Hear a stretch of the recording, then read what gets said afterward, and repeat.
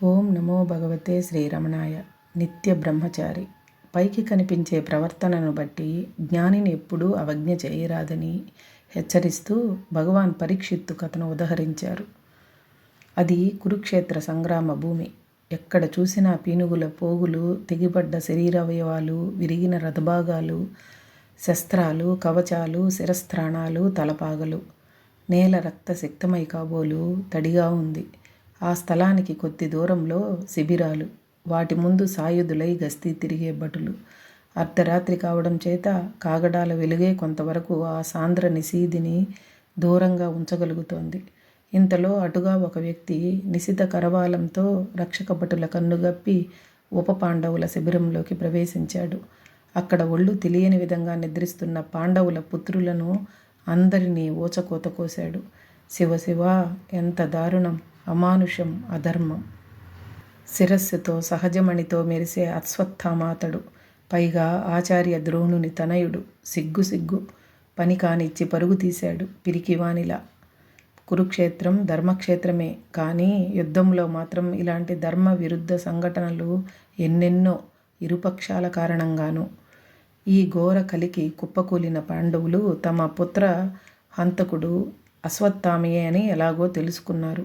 తెల్లవారగానే అర్జునుడు అశ్వత్థామను శిక్షించుటకు వెళ్ళాడు. అతడిని చూస్తూనే ద్రోణపుత్రుడు బ్రహ్మ శిరోనామక అస్త్రాన్ని అపాండవకరంగా అభిమంత్రించి ప్రయోగించాడు. విధిలేక అర్జునుడు కూడా బ్రహ్మశిరమునే వినియోగించాడు. ఉభయ అస్త్రాలు ఢీకొని గగ్గోలు సృష్టించాయి. లోకాలన్నీ కంపించి ప్రళయం సన్నద్ధమైంది. లోకహితార్థం వ్యాస భగవానుడు ఇరువురిని తమ తమ అస్త్రాలను ఉపసంహరించుకోమన్నాడు. అర్జునుడు తక్షణమే ఆయన ఆదేశాన్ని నెరవేర్చాడు. అశ్వత్థామ తనకు ఉపసంహార ప్రక్రియ పరిపూర్ణంగా తెలియదు అన్నాడు.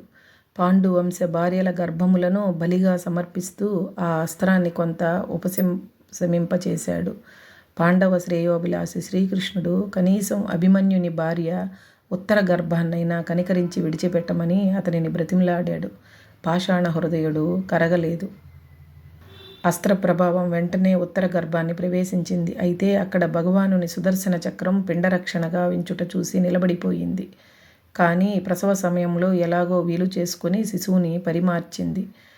మృత శిశువును చూసి స్త్రీలంతా శోకంతో మూర్ఛిల్లారు. కుంతి మొదలైన కొందరు పెద్దలు శ్రీకృష్ణుని అధ్యక్షతన నెలకొన్న రాజసభకు ఆ మృత శిశువును తెచ్చి ఎలాగైనా ఆ శిశువును బతికించి వంశాన్ని నిలబెట్టమని దీనాతిదీనంగా వేడుకున్నారు.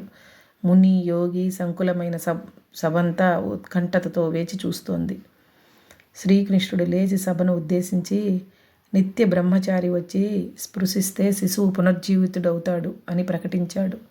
సభ స్తబ్దమైంది. అవివాహితులు, బ్రహ్మచర్యాన్ని అభ్యసించే యోగులు సభలో అనేకులున్నారు. ఒక్కరూ ధైర్యంగా స్పందించిన వారు లేరు. ఎవరి మటుకు వారు ఎవరు లేచి వెళతారా అని కలయజూసేవారే. నిశ్శబ్దం, ఉత్కంఠత పోటీ పడుతున్నాయి అక్కడ. అంత శ్రీకృష్ణుడే కదిలి శిశువుని సమీపించాడు.